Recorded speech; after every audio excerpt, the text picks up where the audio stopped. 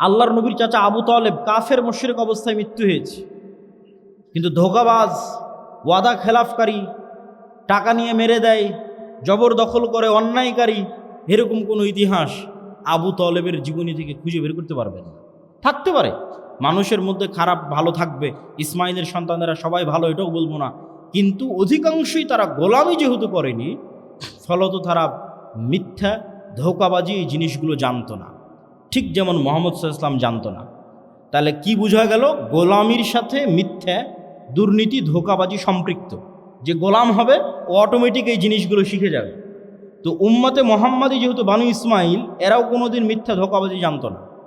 মানুষ এদের সততা দেখে ইসলাম গ্রহণ করেছে, কিন্তু যখন ইউরোপ এদেরকে গোলাম বানিয়ে রেখেছে 300 বছর, এই ভারত, বাংলাদেশ, পাকিস্তানি 190 বছর, তখন এই গোলামির সময়ে এরা মিথ্যা বলা শিখে নিয়েছে, ধোঁকাবাজি 2 নম্বরই শিখে নিয়েছে। আব্দুর রহিম তো সুন্নাতের কথা বলল, গাজার সুন্নাতের অনুসরণের কথা বলল। আমি আরেকটা উদাহরণ দিয়ে যাই, যে গাজায় যত ত্রাণ বিতরণ হয়, এই ত্রাণ বিতরণ নিয়ে যে সিন্ডিকেট আছে, এই সিন্ডিকেটের পার্সেন্টেজ ইহুদিদের হাতে যায় না। এই সিন্ডিকেট জর্দান, মিশর এবং ওই ফিলিস্তিনের অভ্যন্তরের মুসলমান, এদের টপ লেভেলের যারা আছে এরা এই সিন্ডিকেট মেনটেন করে। তাহলে মিশরে যেই জিনিসের দাম 10 টাকা, গাজার মধ্যে ওই জিনিসের দাম 500 টাকা। কে বাড়ালো 500 টাকা? এটা একটা সিন্ডিকেট। এই সিন্ডিকেট সব মুসলমান, ইহুদিরা নয়। তাহলে এদের মধ্যে স্বভাব ঢুকে গেছে বানু ইসরাইলের, গোলামির স্বভাব, মিথ্যা, ধোঁকা, 2 নম্বরি, জুয়াচুরি, জোর জবরদস্তি। তাহলে এরা কিভাবে নেতা হবে, কিভাবে নেতৃত্ব দিবে, কিভাবে স্বাধীন হবে, কিভাবে আজাদ হবে? সম্ভব নয়। এই জন্য সত্যবাদিতা, ন্যায়পরায়ণতা একটা মানদণ্ড, যেই মানদণ্ড দিয়ে উম্মতে মুহাম্মাদি নেতা হতে পারে, নেতা হওয়া সম্ভব।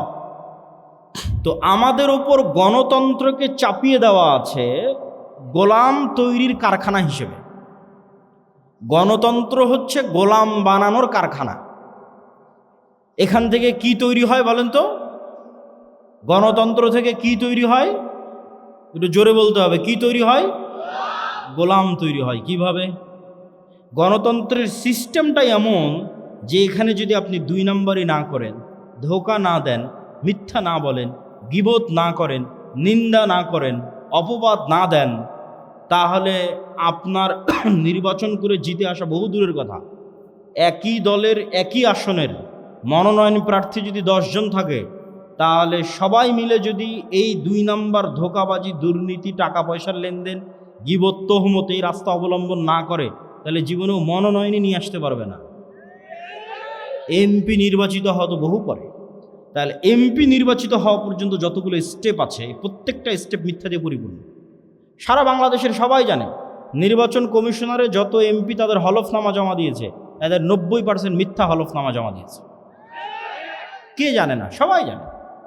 তাহলে পুরো সিস্টেমটা তৈরি হয়ে আছে মিথ্যার উপর। তাহলে এবার বুঝেন, এই মিথ্যা, দুর্নীতি, ধোঁকাবাজির সিস্টেমের মধ্যে দিয়ে 300 এমপি নির্বাচিত হয়েছে। এই 300 এমপি আমার এবং আপনার কাছে নেতা, কিন্তু আল্লাহর দৃষ্টিতে এরা সব গোলাম। এই হলো সারমর্ম। তাহলে আমরা 300টা গোলাম নির্বাচন করছি না এমপি নির্বাচন করছি? একটু জোরে বলতে হবে, সাহস নাই নাকি আপনাদের? গোলাম নির্বাচন করছি। এই গোলাম যেহেতু একদম নিম্ন লেভেল থেকে দুর্নীতি করে অভ্যস্ত, এই গোলাম যেদিন এমপি হবে, এই গোলাম যেদিন মিনিস্টার হবে, এই গোলাম যেদিন প্রাইম মিনিস্টার হবে, সেই দিন এই গোলামকে কিনে নেওয়া ভারত আর আমেরিকার 2 মিনিটের ব্যাপার। কেন না, ও তো আগে থেকেই টাকার কাছে বিক্রি হয়ে আছে। তাহলে যতক্ষণ আপনি সত্যবাদিতা, ন্যায়পরায়ণতার উপর না দাঁড় করাতে পেরেছেন জাতিকে, ততক্ষণ পর্যন্ত নেতা তৈরি হবে না, গোলাম তৈরি হবে। সে এমপি হলেও গোলাম, সে মিনিস্টার হলেও গোলাম, সে প্রাইম মিনিস্টার হলেও গোলাম। এই জন্যই তো শরীফ ওসমান হাদির মতো যুবকেরা, যারা এই গণতন্ত্রের মতো নিকৃষ্ট এই পদ্ধতির মধ্যে থেকেও চেষ্টা করেছিল সত্যবাদিতা, ন্যায়পরায়ণতার উপর অটল থাকতে, গণতন্ত্র তাদের সহ্য করতে পারেনি, গুলি করে উড়িয়ে দিয়েছে। কেননা এটা হুমকি। এরকম সত্যবাদী, এরকম ন্যায়পরায়ণ 500 জন যুবক, এরকম ন্যায়পরায়ণ, সত্যবাদী, শিক্ষিত, জ্ঞানী গুণী 500 যুবক যদি বাংলাদেশে তৈরি হয়ে যায়, তাহলে শুধু বাংলাদেশে ইসলাম প্রতিষ্ঠা সম্ভব নয়, সারা পৃথিবী বিজয় করা সম্ভব। কিন্তু এই গুণগুলো থাকতে হবে।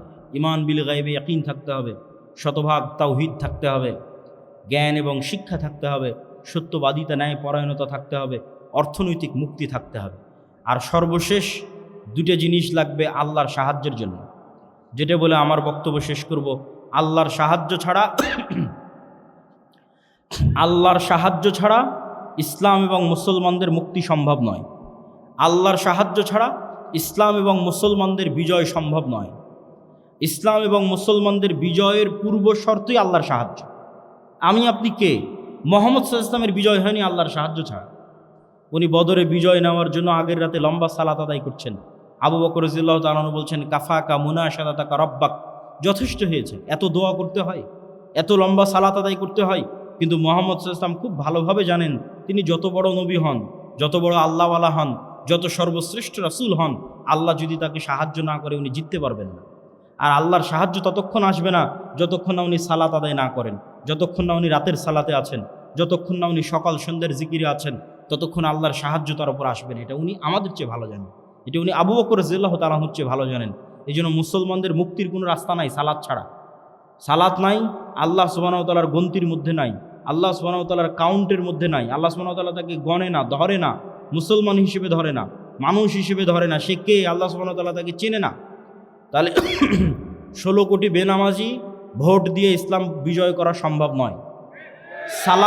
সালাত আদায় করে মসজিদ পূর্ণ করতে হবে। সারা বাংলাদেশের যদি সব ওসি ডিসি এসপি মন্ত্রী মিনিস্টার আজকে বলে আমি সত্যবাদী ন্যায় পরায়ণ হয়ে গেলাম, 80% ইসলাম প্রতিষ্ঠা হয়ে যাবে। 80%। সরকার পরিবর্তন হয়, এরা তো পরিবর্তন হয় না, এরা তো ওদের জায়গাতেই থাকে। গত 16 বছরে এরাই ছিল, এখনও আছে, আগামী 5 বছর যে সরকার ক্ষমতা ওরাই থাকবে। তো এরা তো আমাদের ঘরের সন্তান। ওসি ডিসি এসপি মন্ত্রী মিনিস্টার তো অন্য ঘর থেকে আসেন, দেবীনগর থেকে গেছে, বাংলাদেশ থেকে গেছে, গাইবান্ধা থেকে গেছে। এরা যদি আজকে বলে যে আমি সত্যবাদী ন্যায় পরায়ণ থাকবো, কালকে 80% ইসলাম প্রতিষ্ঠা হয়ে যাবে। কেন বলছে 80%? ইসলাম রাষ্ট্রে যাওয়ার ব্র্যান্ডিং হচ্ছে ন্যায়। রাসূল সাল্লাল্লাহু আলাইহি ওয়াসাল্লাম ঈসা ইবনে মারিয়ামের ব্র্যান্ডিং করেছেন, লা তাকুমুস সাআহ হাত্তা ইয়ানজিলা ঈসা ইবনে মারিয়াম। ততক্ষণ পর্যন্ত কিয়ামত সংগঠিত হবে না যতক্ষণ ঈসা ইবনে মারিয়াম অবতীর্ণ না হয়। আর ঈসা ইবনে মারিয়াম অবতীর্ণ হয়ে কি করবে? ইয়াকসিরুস সালিব, ক্রুশ ভেঙে দিবে আর সারা পৃথিবীতে ন্যায় প্রতিষ্ঠা করবে। আল্লাহু আকবার। তাহলে রাষ্ট্রে ইসলামের ব্র্যান্ডিং ন্যায় পরায়ণতা। এই সমস্ত ওসি ডিসি এসপি মন্ত্রী মিনিস্টার এদেরকে আমরা ইসলাম বুঝাতে ব্যর্থ হয়েছি। তারা মনে করছে তাদের ঘুষের দুর্নীতির টাকা দিয়ে তারা হজ করে মসজিদ মাদ্রাসায় দান করে এই পাপ ক্ষমা করে নেবে। নাউজুবিল্লাহ, এটা মুনাফিকি। বরং তাদের বোঝা উচিত ছিল তারা যেই পদে আছে ওই পদে সে ওই দানবীরের এবং তাহাজ্জুদ গুজারের চেয়ে বেশি নেকি অর্জন করতে পারত যদি রাসূল সাল্লাল্লাহু আলাইহি সাল্লামের এই হাদিসকে ফলো করতো, যে সাবআতু ইউদিল্লুহুমুল্লাহ ইয়াউমা লা যিল্লা ইল্লা যিল্লুহ, ইমামুন আদিল, 7 শ্রেণীর মানুষকে আল্লাহ তার আরশের ছায়া দিবেন। তার মধ্যে সালাত আদায়কারীকে অতিক্রম করে গেছে, দানবীরকে অতিক্রম করে গেছে, যে সে হচ্ছে ইমামুন আদিল, রাতের তাহাজ্জুদের সালাত এবং দান এটিকে অতিক্রম করে গেছে, যে তার পদে দায়িত্ব পালন অবস্থায় ন্যায় পরায়ণ। তাহলে ওই ওসি হারাম টাকা দিয়ে হজের নেকি অর্জন করতে চায়। আরে পাগল, ওখানে বসে থেকে তুমি ন্যায় প্রতিষ্ঠা করো, তাহলে তো তুমি এমনি এর চেয়ে বেশি নেকি পাবা। আল্লাহ রাসূল ঘোষণা দিয়ে রেখেছে, কিন্তু আমরা ইসলাম তাদেরকে বুঝাতে পারিনি যে ইসলাম কি, মানুষকে বুঝাতে পারিনি আমরা ইসলাম কি। এই জন্য আমাদের প্রজন্ম ধ্বংস হয়ে গেছে। পুরো দেশটা দুর্নীতির উপর দাঁড়িয়ে আছে এবং মিথ্যার উপর দাঁড়িয়ে আছে। বলছিলাম আল্লাহর সাহায্য, মুহাম্মদ সাল্লাল্লাহু আলাইহি ওয়াসাল্লাম আল্লাহর সাহায্য ছাড়া জয়লাভ করতে পারেনি। আর আল্লাহর সাহায্য আনার জন্য দুটো জিনিস লাগবে, সালাত এবং জিকির। এইটা বলে আমার সংক্ষিপ্ত বক্তব্য শেষ করব। জিকির কেন শক্তিশালী, সালাত কেন শক্তিশালী? আপনাকে বুঝতে হবে পৃথিবীর সবচেয়ে শক্তিশালী জিনিস হচ্ছে আওয়াজ। পৃথিবীর সবচেয়ে শক্তিশালী পাওয়ারফুল জিনিস হচ্ছে সাউন্ড। আজকের আধুনিক সভ্যতা দাঁড়িয়ে আছে আলোর ওপর। আমি এখানে কথা বলছি, এটা আলোর মধ্যে দিয়ে মোবাইলে গেছে, মোবাইল থেকে আলোর মধ্যে দিয়ে টাওয়ারে গেছে, টাওয়ার থেকে এটা এখন আমেরিকাতে গিয়ে বাজতেছে। এখন আমার কথা, এখন আমেরিকায় বাজতেছে, কেন? আলোর গতি খুব দ্রুত, ওর মধ্যে দিয়ে ডাটা ট্রান্সফার হচ্ছে, শব্দ যাচ্ছে, ছবি যাচ্ছে, ভিডিও যাচ্ছে। এটা আল্লাহ যেদিন পৃথিবী সৃষ্টি করেছে ওই দিন থেকেই যায়, মানুষ জানতো না, আজকে মানুষ জানতে পেরেছে। তাহলে আজকের আধুনিক সভ্যতা দাঁড়িয়ে আছে আলোর উপর, কিন্তু এই আলোর চাইতেও পাওয়ারফুল একটা জিনিস যেটার ধারে কাছে বিজ্ঞানীরা নাই, সেটা হচ্ছে আওয়াজ, সেটা শব্দ। এটার কিছু জ্ঞান আল্লাহ সুলাইমান আলাইহিস সালাতু ওয়াস সালামকে দিয়েছিলেন, কিছু ওমা উতিতু মিনাল ইলমি ইল্লা কালিলা। দেখেন আমি আজকে এখানে যা বক্তব্য দিচ্ছি, এখন যদি একজন চাইনিজ মানুষ এখানে বসে থাকে, তাহলে ওর কাছে এটা বক্তব্য মনে হবে না আওয়াজ, শুধু আওয়াজ। আর এখানে যদি একটা চাইনিজ এসে বক্তব্য দেয়, আপনারা কি মনে করবেন এটা বক্তব্য চলতেছে না শুধু আওয়াজ চলতেছে? শুধু আওয়াজ চলতেছে। এইরকমই আওয়াজের একটা ফরম্যাট উচ্চারণ করলে এখানে যে পিঁপড়া চলতেছে, এখানে যে মাছি এবং মশা আছে, কোন আওয়াজ ওই মশা মাছি বুঝে ওটা যদি আমি উচ্চারণ করতে পারতাম ওই স্টাইলটা, যেমন আমি এখন একটা আওয়াজের ধরন উচ্চারণ করতেছি, ঠিক যখন আরবি বলতেছি ওটা আর এক ধরন, ইংরেজি বলতেছি ওটা আওয়াজের আর এক ধরন, তো আওয়াজের কোনো একটা ধরন উচ্চারণ করলে ওই মাছি বুঝতো যে আমি মাছিকে বলতেছি মাছি তুমি এখান থেকে উড়ে যাও, ও সাথে সাথে উড়ে যেত। আওয়াজের কোনো একটা ধরন উচ্চারণ করলে পাখি বুঝতো এবং পাখি আমার কথা বুঝে বলতেও পারতো, আমিও তার কথা বুঝতে পারতাম। এই জ্ঞান আল্লাহ সুলাইমান আলাইহিস সালাতু ওয়াস সালামকে দিয়েছিলেন। পুরো পৃথিবীর সব কিছু আওয়াজ বুঝে, আওয়াজ শুনে। আওয়াজ পৃথিবীর সবচেয়ে শক্তিশালী টেকনোলজির নাম। সুলাইমান আলাইহিস সালাতু ওয়াস সালাম বললেন রানী বিলকিসের সিংহাসনকে নিয়ে আসতে হবে। ক্বালা ইফরিতুম মিনাল জিন, ইফরিত নামক জিন বলল আপনি যেখানে বসে আছেন ওখান থেকে উঠার পূর্বে সিংহাসন নিয়ে আসবে। আর একজন আল্লাযী ইনদাহু ইলমুম মিনাল কিতাব, সে জিন না মানুষ তার বর্ণনা কোরআনের আয়াতে নাই, কিন্তু কোরআনের আয়াতে বলা হচ্ছে যে আর একজন যাকে আল্লাহ কিতাবের জ্ঞান দিয়েছিল সে বলল আপনার চোখের পলক পড়ার পূর্বে সিংহাসন এখানে উপস্থিত হবে।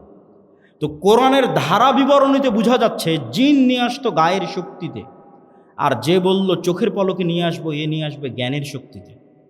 সে জ্ঞান কি? কিছু মুফাসসির লিখেছেন আল্লাহু আলাম, আল্লাহ ভালো জানে, তবে ঠিকও হতে পারে যে তার কাছে ইলমুম মিনাল কিতাব, কিতাবের কি জ্ঞান ছিল।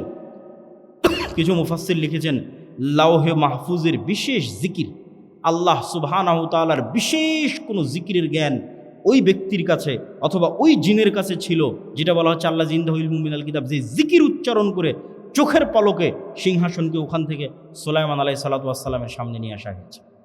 শব্দের চেয়ে পাওয়ারফুল কিছু পৃথিবীতে নাই। আল্লাহ সুবহানাহু ওয়া তাআলা এই পুরো পৃথিবীকে টিকিয়ে রেখেছেন শব্দের উপর, আওয়াজের উপর। এই পুরো পৃথিবীকে ধ্বংস করে দিবেন আওয়াজ দিয়ে। ইসরাফিলের বাঁশির আওয়াজ দিয়ে পৃথিবী ধ্বংস হয়ে যাবে। এই সিস্টেম আল্লাহই তৈরি করেছেন। আল্লাহ সুবহানাহু ওয়া তাআলা যখন মানুষকে পুনরুজ্জীবিত করবেন তখন ইসরাফিলের বাঁশির আওয়াজ দিয়েই পুনরুজ্জীবিত করবেন। এই সিস্টেম আল্লাহরই তৈরি করা। আল্লাহ বলছেন ইউসাব্বিহু লিল্লাহি মা ফিস সামাওয়াতি ওয়া মা ফিল আরদ, আসমান জমিন এবং তার নিচে যা কিছু আছে, এই পেপার, এই মাইক, এই মোবাইল, কাপড়, প্যান্ডেল, মাটি, গাছপালা, জীবজন্তু, জড়বস্তু, জড় পদার্থ, কীট পতঙ্গ, পঙ্গপাল সব 24 ঘন্টা আল্লাহর তাসবিহ পাঠ করতেছে, মানে আওয়াজ করতেছে, আওয়াজ হচ্ছে। কিন্তু ওই পিঁপড়ার চলার আওয়াজ যেমন আমি শুনতে পাই না, এদের আওয়াজ আমি শুনতে পারতেছি না। শুধু এটাই নয়, এরা শুধু আওয়াজ করতেছে না, এরা আওয়াজ বুঝে। মুয়াজ্জিন যখন আজান দেয় তখন মুয়াজ্জিনের আওয়াজ যতদূর পর্যন্ত যায় প্রত্যেক জীবজন্তু, জড়বস্তু, জড় পদার্থ, কীট পতঙ্গ, পঙ্গপাল ওই আওয়াজটা বুঝে যে আল্লাহু আকবার বলা হলো এবং এটার পক্ষে কিয়ামতের মাঠে সাক্ষী দিবে আল্লাহু আকবার। তাহলে এবার বুঝেন, আশা করি আমি বুঝাতে পেরেছি যে আওয়াজ খুব পাওয়ারফুল একটা কিছু। এবার বুঝেন আমাদের কাছে যে কোরআন আছে, এই কোরআন কার আওয়াজ? একটু জোরে বলেন তো, কোরআন কার আওয়াজ? আল্লাহর আওয়াজ। এটা আল্লাহর শব্দ, আল্লাহর বাক্য। এই জন্য তাজবিদের গুরুত্ব আছে। কেন মুহাম্মদ সাল্লাল্লাহু আলাইহি সাল্লাম যেইভাবে উচ্চারণ করেছেন, উচ্চারণ যদি ওইভাবে হয় তাহলে জিবরাইলের সাথে মিলবে। জিবরাইলের সাথে মিললে লাউহে মাহফুজের সাথে মিলবে, লাউহে মাহফুজের সাথে মিললে আল্লাহর সাথে মিলবে। আল্লাহু আকবার। এটা আল্লাহ সুবহানাহু ওয়া তাআলার নিজের আওয়াজ। এই জন্য এটা আফজালুজ জিকির, শ্রেষ্ঠতম জিকির। এই জন্য কোরআন যদি মানুষ অর্থ না বুঝেও পড়ে, শুধু যদি ওই ফরম্যাট উচ্চারণ করে, ওই সাউন্ড উচ্চারণ করে কোরআনের, তবুও মানুষ সকল উপকার পাবে কোরআনের। জিন, জাদু, বদনজর, রহমত, বরকত যা দরকার মানুষের, সবচেয়ে শক্তিশালী জিনিস আল্লাহ সুবহানাহু ওয়া তাআলা উম্মতে মুহাম্মাদিকে দিয়েছে, সেটা কোরআন। কিন্তু এই কোরআন থেকে আমরা দূরে। তাহলে আমরা কি শিখব আর কি করব আর কেমনে আমরা মুক্তি পাবো আর কেমনে আমরা উন্নতি হব? সালাত কেন সর্বশ্রেষ্ঠ ইবাদত? কেন সালাতও একটা জিকির। আকিমিস সালাত আলি যিকরি। মানুষের কালবের উচিত 24 ঘন্টা আল্লাহর জিকির করা, কিন্তু 24 ঘন্টা পারে না যেহেতু, এই জন্য সর্বনিম্ন 5 বার অন্তত আল্লাহকে স্মরণ করতে হবে, না হলে আল্লাহর গণনার খাতা থেকে বাদ চলে যাবে। ওই 5 বার জিকির করার যে সিস্টেম, সেটা হচ্ছে সালাত। দিনে রাতে 24 ঘন্টায় 5 বার অন্তত আল্লাহকে মসজিদে গিয়ে স্মরণ করতে হবে। আর এই কালব যতক্ষণ আল্লাহ সুবহানাহুর সাথে সংশ্লিষ্ট, কানেক্টেড না থাকবে, ততক্ষণ আল্লাহর সাহায্য আসবে না। আল্লাহ সুবহানাহু ওয়া তাআলা মুসা আলাইহিস সালামকে বলেছেন ওয়ালা তানিয়া ফি যিকরি, আমাকে জিকির করতে স্মরণ করতে ভুলিও না। কল্পনা করেন, এমনি কল্পনা করেন যে মুসা আলাইহিস সালাতু ওয়াস সালাম এক সপ্তাহ থেকে সালাত আদায় করে না, এক সপ্তাহ থেকে আল্লাহর জিকির করে না, তাহলে আজকে যদি মুসা আলাইহিস সালাম লাঠি ছাড়ে সাপ হবে না। কেন? মুসা আলাইহিস সালামের কলব আল্লাহর থেকে ডিসকানেক্টেড হয়ে গেছে। তাহলে ওনার হাতের যে লাঠি ওটাও ডিঅ্যাক্টিভেট হয়ে গেছে, আর কাজ করতেছেন, আর কাজ করবে না, অ্যাক্টিভেট নাই। যতক্ষণ এই কলব আল্লাহর সাথে কানেক্টেড, ততক্ষণ এই পিছনে যদি বিশাল ফেরাউনের বাহিনীও থাকে আর সামনে যদি বিশাল সমুদ্র থাকে, তখন এই লাঠিও কাজ করবে। কেননা কলব আল্লাহ সুবহানাহু ওয়া তাআলার সাথে সম্পৃক্ত আছে, কানেক্টেড আছে। এই জন্য উম্মতে মুহাম্মাদের বাঁচার রাস্তা সালাত, উম্মতে মুহাম্মাদের বাঁচার রাস্তা জিকির, এবং সালাতের ক্ষেত্রে 5 ওয়াক্ত সালাতের পরে রাতের সালাত। সালাতের এতটুকু বলে শেষ করি। আজকে আমরা যে ইন্টারনেট, যে মোবাইলের যোগাযোগের মাধ্যমে 1000 কিলোমিটার দূরে বসে থাকা আমেরিকার কোনো শিক্ষকের কাছে হয়তো ক্লাস করতেছি, জুমে, গুগল মিটে, লাইভে, হোয়াটসঅ্যাপে, ফেসবুকে সরাসরি দেখতেছি, এইটা যেমন প্রযুক্তি, এর চাইতে হাজারো লক্ষ কোটি গুণ শ্রেষ্ঠতম প্রযুক্তি হচ্ছে সালাত। যেটা জমিনে বসে থেকে যে কেউ এই প্রযুক্তি, এই মাধ্যম এটা অবলম্বন করে 7 আসমানে থাকা রব্বুল আলামিনের সাথে লাইভ কানেক্টেড হয়ে যেতে পারবে। বলেন আল্লাহু আকবার। আমি হাদিসের অনুবাদ আমার ভাষায় করলাম। রাসূল সাল্লাল্লাহু আলাইহি ওয়াসাল্লাম বলেছেন, মানুষ যখন সিজদার দিকে তাকিয়ে থাকবে এবং তার অন্তর যখন আল্লাহ সুবহানাহু ওয়া তাআলার সাথে কানেক্টেড থাকবে, সালাতে যখন দাঁড়াবে, যতক্ষণ সালাতে তার মনোযোগ থাকবে ততক্ষণ আল্লাহ সুবহানাহু ওয়া তাআলা তার মুখোমুখি থাকবেন। যখন সালাতে তার অন্তর অমনোযোগী হয়ে যাবে, তখন আল্লাহ সুবহানাহু ওয়া তাআলার বান্দার মুখোমুখি থাকেন না। এটার ব্যাখ্যা ইবনুল কাইয়িম রাহিমাহুল্লাহ লিখেছেন যে আল্লাহ সুবহানাহু ওয়া তাআলা নূরের পর্দা সরিয়ে বান্দার সরাসরি মুখোমুখি হন। আর সেটাকে আমি আরও সহজ ভাষায় বুঝার জন্য বললাম যে জমিনে বসে থেকে রব্বুল আলামিনের সাথে, 7 আসমানের সাথে সরাসরি সংযোগ তৈরি করার পৃথিবীর একমাত্র প্রযুক্তি হচ্ছে সালাত। এই জন্য সূর্যগ্রহণে সালাত, চন্দ্রগ্রহণে সালাত, বৃষ্টি প্রার্থনায় সালাত, জানাজায় সালাত, বিপদ আপদে সালাত। সালাত ছাড়া উম্মতে মুহাম্মাদির বাঁচার কোনো রাস্তা নাই। জিকির ছাড়া, কোরআন ছাড়া উম্মতে মুহাম্মাদির বাঁচার কোনো রাস্তা নাই। আল্লাহ সুবহানাহু ওয়া তাআলা আমাদের আজকের এই বক্তব্যের উপর আমল করার এবং আল্লাহর পথে যাত্রা এই বইটি প্রত্যেক মসজিদ, মাদ্রাসা, স্কুল, কলেজ সেগুলোতে বাস্তবায়ন করার এবং প্রতি সপ্তাহে অন্তত একটা পাঠচক্র আয়োজন করার তৌফিক দান করুক। আল্লাহুম্মা আমিন।